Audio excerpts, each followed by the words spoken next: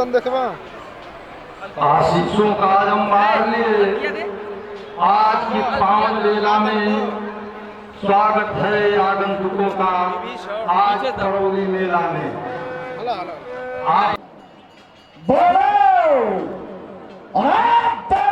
क्या राय तुम्हारी है? बैरी सागर के पार करा करता अपनी तैयारी है। लंका के वीरों रणधीरों बोलो क्या राय तुम्हारी है? बैरी सागर के पार खड़ा करता अपनी तैयारी है। और है सेना के सेनापतियों सब संगठित भली विधि हो जाओ। जिस तरह और जिस तरह शत्रु दल हो परास्त बस उसी मार्ग को अपनाओ। तुम्हें वही जो नीति धर्म मर्यादा है अपने ही हाथों पैरों में जब आप उड़ारी मारे हैं तो लकड़ी के इन खरदों से रखी किस लिए तैयारी है। तो खुद ही सीता को हराए वो खुद ही अपने बढ़ाया है, खुद ही भारत को छेड़ा है, वह श्रोता सिंह जगाया है।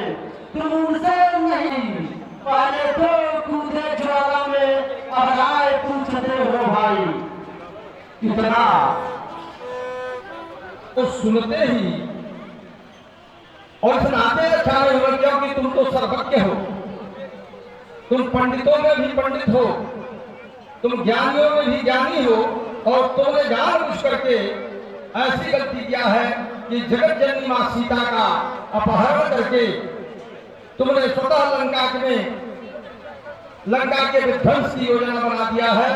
और अब राय पूछने का क्या औचित्य है? इतना सुनते ही रावण क्रोधित हो जाता है और विभीषण पर बरस पड़ता है। आगे रावण से अनुचित है दंड सहोदर को दूसरा और होता कोई तो अभी काट देता चलो। दुश्मन के आगे सर झुकाए यह रावण का दस्तूर नहीं। न जाना है मंजूर मगर सीता देना मंजूर नहीं।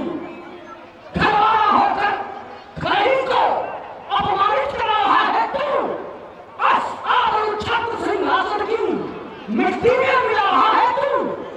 है तुम वही कायर कुमत औखर हो मेरी आंखों से। क्या उनको ही नींद सुना अपनी मिल जाओ उन तपसी बच्चों से। इतना चरम पर था कि उसने अपने भाई विभीषण को लात मार करके और राज्यसभा से निकाल दिया कि जाओ और अगर तुम्हें हमारे शत्रु ही प्रिय हैं, तुम्हें उनकी ही बात करते हो तो उन्हीं के साथ जाकर के मिल जाओ। लेकिन विभीषण जी सदमार्ग थे, उनको यह पता था कि हमारा जो भाई है जिस प्रकार की गलती कर रहा है उससे लंका का विध्वंस हो जाएगा। चलते चलते विभीषण जी फिर एक बार अपने भाई रावण को समझाते हैं कि कहीं न कहीं यह जिस तरह प्रेरित है यह होनी हो करके रहेगी। लगता है कि लंका का विध्वंस होगा। तुम मेरी बात न मान करके क्रोधित हो रहे हो, मुझे निकाल रहे हो राज्य से। सर पर आती है होनी जब सर पर आती है तो आंधी ही मैंने तो पाई मोती है। अपराध क्षमा करना उसका जो होकर आज कठोर चला। लंका हो तुम्हें मुबारक मैं श्री रामचंद्र की ओर चला।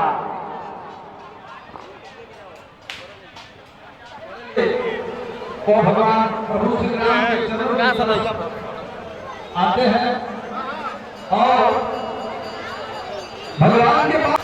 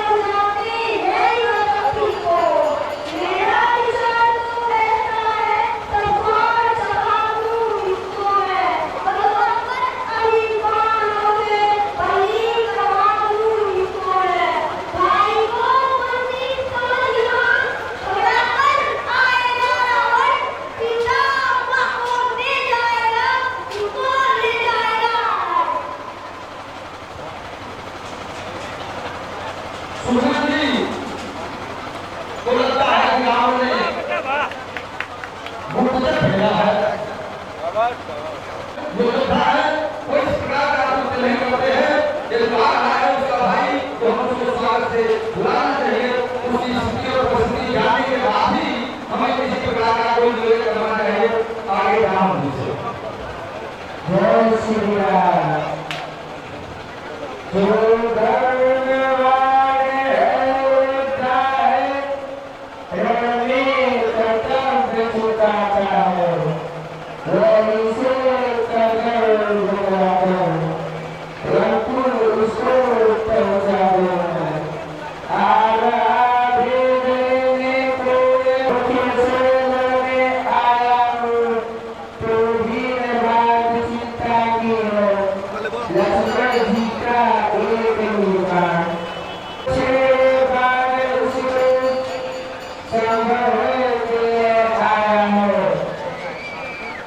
हो सकता है वह साथ साथ संदेश निकाल लाया हो, अथवा गाँव से कुछ बिगड़ गई शरारती होकर आया हो। दोनों लोग प्रमुख सचिव हैं, अपना अपना विचार भगवान के सामने प्रस्तुत कर दिए। एक ने कहा इसको बंद करा दिया है इसको लिए, लेकिन राम जी ने कहा कि ऐसा उचित नहीं है। कुछ परिस्थितियां हैं, हो सकता है तो संत का संदेश भी आ रहा हो, और यह हो सकता है कि राम द्वारा अपमान किया गया हो। इस नाते तरापी के रूप में हमारे वहां आ रहा है और उससे घबराने की कोई बात नहीं है। ऐसे भी भीषण के लिए तो अपने लक्ष्मण जी का एक प्राण ही काफी है। इस नाते उसे और उसे बंदी करना भी धर्म का संकेत है। इस नाते उसे यहाँ सम्मानपूर्वक जाना चाहिए और जानना चाहिए कि कारण क्या है, क्यों हो रहा है। इसके बाद विभीषण जी भगवान राम के दरबार में उपस्थित होते हैं। थोड़ी देर पहले पहुंचते हैं दरबार से। भगवान अपने सखियों के अपने सैनिकों के मन में जो शंका है, कपटी, क्रोधी, ईर्ष्याल, दंभी और पाखंडी है, वो कदा पाई नहीं सकता। मेरे पास मेरी शरण में वही आ सकता है जो मन से, वाणी से, कर्म से, विचार से, संस्कार से, स्वभाव से निर्मल हो। ऐसा व्यक्ति ही मेरे पास आ सकता है। आप लोग निश्चिंत रहें, विभीषण बुलाए, उसमें कोई दिक्कत नहीं है। आगे भगवान राम से